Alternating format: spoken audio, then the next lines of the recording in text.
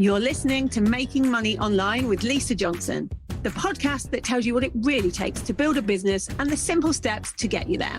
I'm determined to share with you the reality of easy, simple business marketing tips to make passive income so that you can start making money online. Making Money Online is sponsored by Nicola J. Rowley PR, helping entrepreneurs and brands get visible through strategic storytelling. If you're serious about being seen and impacting the lives of others, harnessing the power of PR is the best way to grow and scale your business.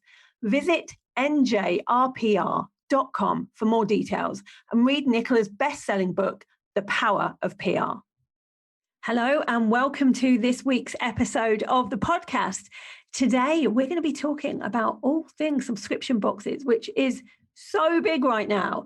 And to do that, I've pulled in, obviously, the expert on subscription boxes, who is Lauren Prentice. So Lauren is actually a serial entrepreneur. I've known Lauren as she has been doing lots of different types of businesses, but she was also the first person that I saw to do a subscription box really well in the UK.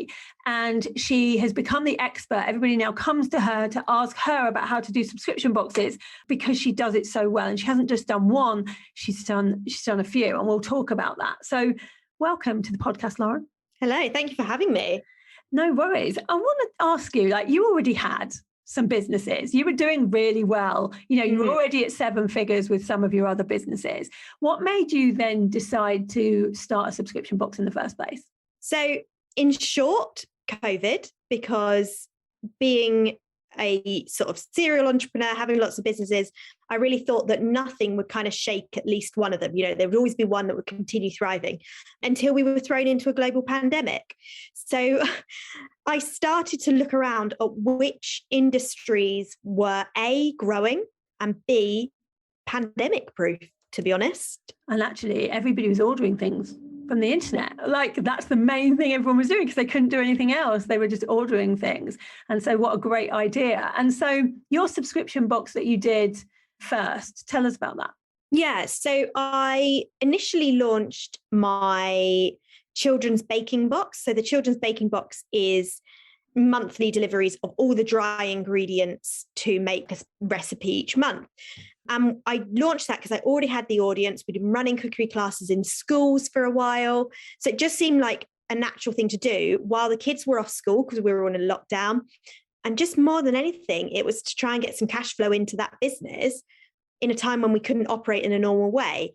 And it was immediately super, super popular. I think we had about 100 people subscribe literally within the first 24 hours. And I was like, I think we're onto something here. And I think it's the industry. And I was like, this industry is growing. And so I did tons of research into subscription boxes, particularly in the US, because the market was that much more established there, but also around the world, and could see that actually the market in the UK was really, really fresh and very much kind of in its infancy and ready to sort of grow and thrive. Because people had thought before that the only things that you could do subscription boxes on were beauty products. That's all anyone was doing was beauty products. I'd seen that for the last 5 years and no one had really brought out anything else. There were all these beauty product boxes competing with each other. And then you bring out something completely different, which is great. And then that became successful. And then you started a completely new subscription box that was, you'd never really been in that kind of part of the industry before, which was called the business box. And it was a box for female entrepreneurs. I subscribe to it, so I know what's in it. And so it has things in it like self-care items. It also has like a book every single month, like a business book. It has things that are practical that you can use, and everything looks really beautiful as well. It's like really well designed. Why did you decide to do that? So in short, because nobody else was, there were loads and loads of kind of online memberships and business hubs and things like that. But there wasn't a subscription box for entrepreneurs. There wasn't something that was kind of combining that online membership, so with training and community, but with something more tangible that arrives. And I think the thing is that when you're in business, when you run your own business, you're so often the only one working, or you work within a small team. And sometimes you just kind of go, what's the point? And nobody's saying to you, you don't get a Christmas party. You don't have a summer social. You don't have like the Friday night work drinks. You've not got the boss that comes, you've had a great month this month. Here's a bottle of champagne. You don't get any of that. And actually, if you can have something that arrives every single month that goes, oh, actually, you're doing all right here. Like, here's some bits. And it's guilt-free because it's for your business and it's tax deductible. I was like, that's something I want. And there's nothing available. No, there wasn't anything about it. And you started that kind of trend really, and it has become a trend. I'm seeing lots of them out there now, and they're all slightly different, which is good. And then people started asking you, how have you done it? Because there is a lot more that goes into a subscription box, because obviously it's their tangible product. You have to actually, think about the products and the wholesale and how much it's going to cost you and profit margins and all of that kind of thing. So you became very quickly inundated with requests for help on other people doing their boxes. What developed from that? Yeah, so within a couple of months, I was getting people saying, I love your box. So I see your box everywhere. I really want to start a box in, whatever their niche was. So somebody said, like a dog box, someone said, book boxes, like anything. And they were like, but I don't know how, I don't know where to start. And I think that's the thing with subscription boxes is there's so many moving parts, and it is a recurring revenue stream. So it is semi-passive, but there's so many like little cogs that need to all fit together to get it to be working more passively. And I think pulling all of those together can seem really, really overwhelming. So once you've got a bit of guidance and a bit of direction in which way to go with that, then really and truly, it's not a difficult process like anything in business. Nothing's hard in business. You just got to kind of do it. Yeah. Once you know what you're doing, you can rinse and repeat, which is what I've done for, multiple other boxes since starting the original box.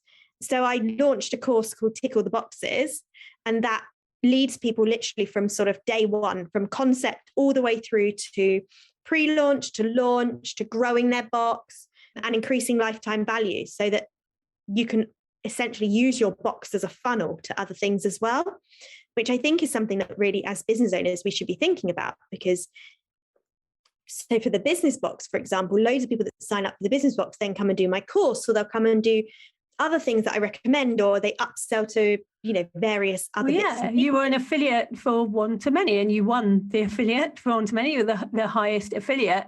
And that was because once you have an audience of some people that have something, they will also be interested in other things that you promote. And so you can make money that way as well, which is such a brilliant way of doing things. Exactly. And actually, one of my other businesses is a tickets business. So we have a membership and we have like a very large audience, and we sell West End theatre tickets. And actually one of the projects we're working on this year is to start a musical theatre themed subscription box.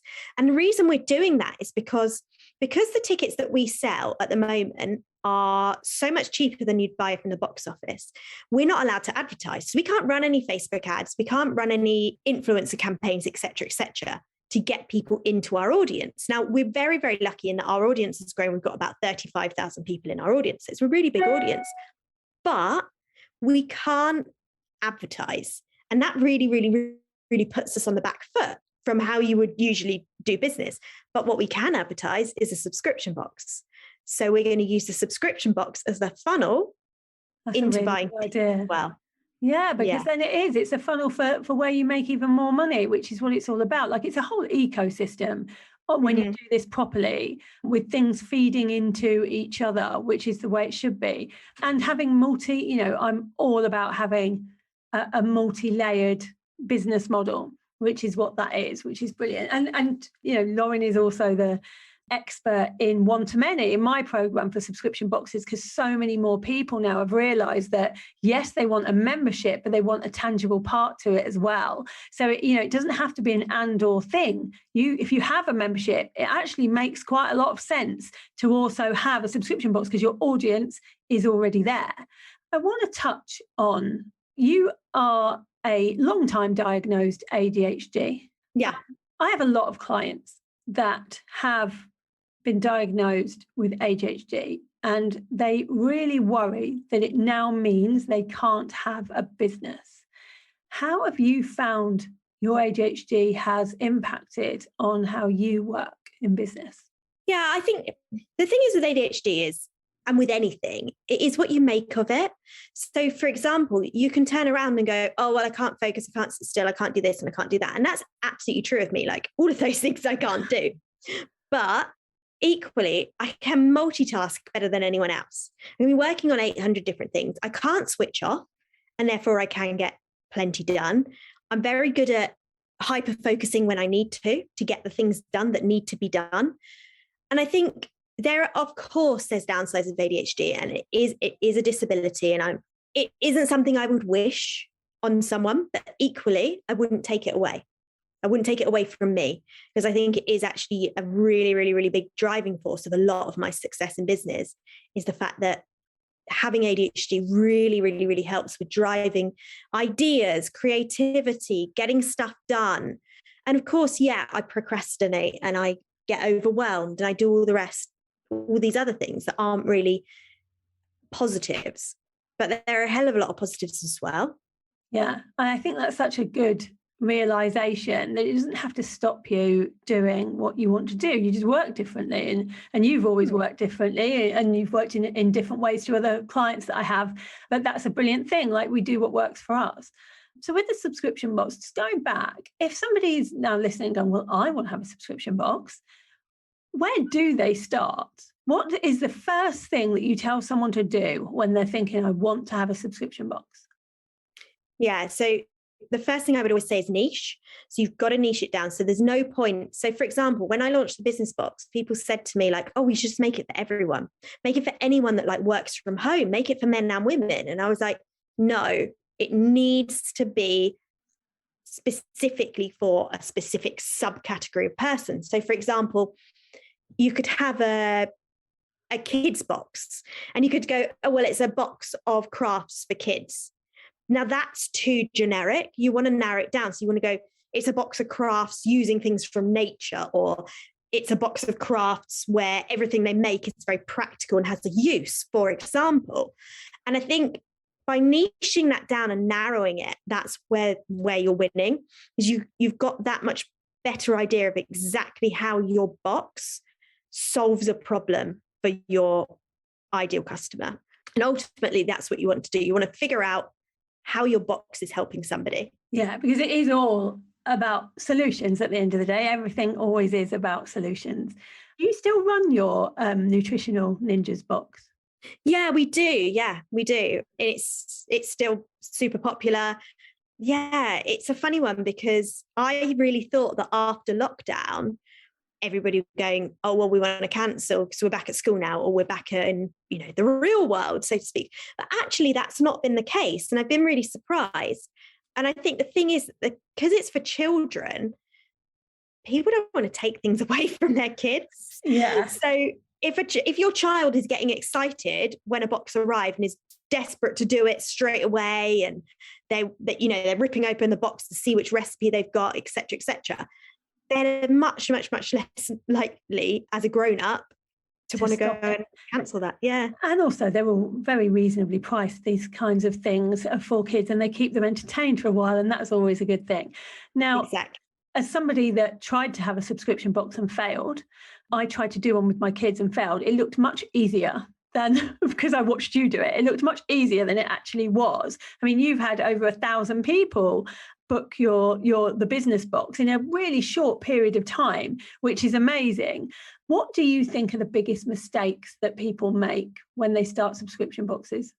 I think the biggest mistake is not growing your audience. People think that they can just put this amazing box out there, start this website, start a social media page, have 30 followers on Instagram, and suddenly, because this box is amazing, people are going to buy it. Absolutely, that might happen, but you'd be very, very lucky if it did. It's all about audience. And I think that's, like you always say in one-to-many, grow your audience. You've got to grow your audience. You've got to have people to sell to. And so I think having a decent pre-launch and really, really, really harnessing that pre-launch, so the time before your cart is even open, to get people signed up to your mailing list, to get people in your world and in your audience, could not be more important. And how important is, because, the profit margins on a subscription box compared to, say, a membership that's online are obviously very different. How important is it for you to find ways of keeping those costs down so that you make more profit? Or is it more of the more people we have, the more we sell, the better it's going to be? It's a bit of both. So in my course, I encourage everybody to be aiming for a 50% profit margin, which isn't bad for a product-based business. 50% profit really margin. Good. Pretty good. Yeah. And that's totally and utterly achievable. But what you do find is as your subscriber numbers increase, you get much better bargaining power with the wholesalers. So, for example, you get a much better deal if you're going to someone saying, I want 1,000 of this item, as opposed to I want 100 of this item, because of the volume that you're ordering. So you make money in the first instance with your, aiming for your 50%. And I'm very much a believer that there's absolutely no point in doing a business if you're not making money out of it. If you're not making money out of it, it's a hobby. Well, yeah. And what's the point? Yeah, you might as well join the gym.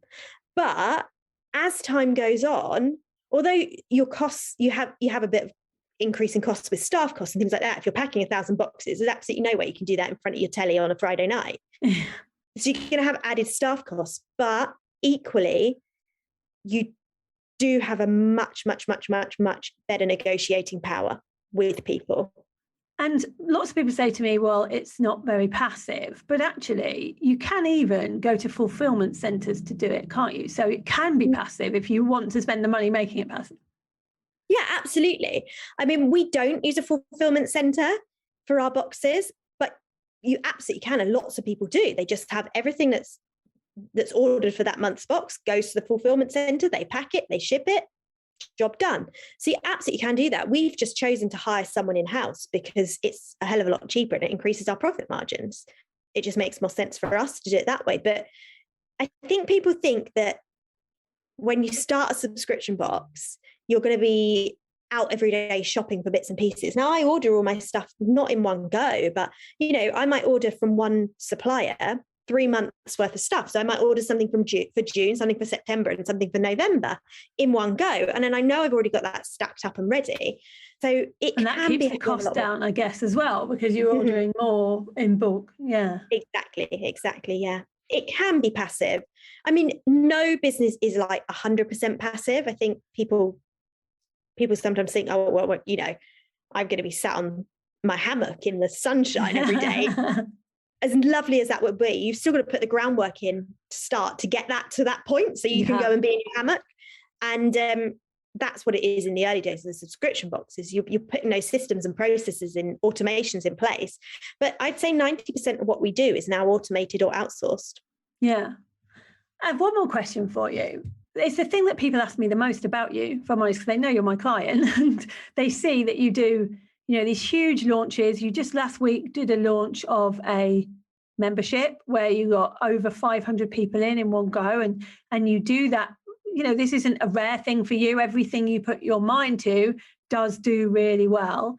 Why do you think that is? Do you think it's because you follow a process? Do you think it's because you know what your audience want? Like what? Because I have other clients that don't do as well. They don't have 500 immediately during a launch. They don't do a subscription box and get 1,000 people in such a short space of time. What do you think it is? In truth, I don't know. In reality, I really don't know. I think you've got to be willing to put the work in. Yeah. I think a lot of people think these things just happen, but you don't necessarily see how hard somebody's worked. Like, you can't tell me that Elon Musk or Bill Gates just woke up one morning and it all happened. Like, they put the grind in. You've got to put the foundations in, and I think you've got to look after your audience. Like, what I've learned time and time again is if you look after your audience, they look after you. Business is essentially just audience growing. I think that's so true. I think that is so true. And that's definitely something that everybody needs to remember. If you look after your audience, they look after you. And that's how my business has grown. That is exactly why my business got to where it is. And maybe that is it. Maybe that is the thing. When people always ask me, how have you done well? How has Lauren done so well? Maybe it's because we look after our audiences. So that's a great tip to take away. Brilliant. Lauren, it's been amazing to speak to you. If people want to come and find out more because they would like to have a subscription box, or maybe they would even like to have one of your business boxes, where's the best place to find you? So on Facebook, if you want to start a subscription box, I have a free Facebook group. It is very imaginatively named, So You Want to Start a Subscription Box. So very welcome to come over there. I do loads and loads of free trainings and posts and things in there. I'm always happy to answer any questions. And the business box is, again, really imaginatively named, and that is just thebusinessbox.co.uk. Amazing. I will put the links in the show notes as usual, but definitely go over there. Lauren's program opens every now and again, but you can get on a wait list for it for when it does, and it's well worth it. Thanks for being here and listening, guys. Thank you, Lauren, for being here, and I will speak to you next week for another episode. Thank you for listening to Making Money Online with Lisa Johnson. If you'd like to get hold of my guide to launching, go to lisajohnson.com/launch and let's get you making money online.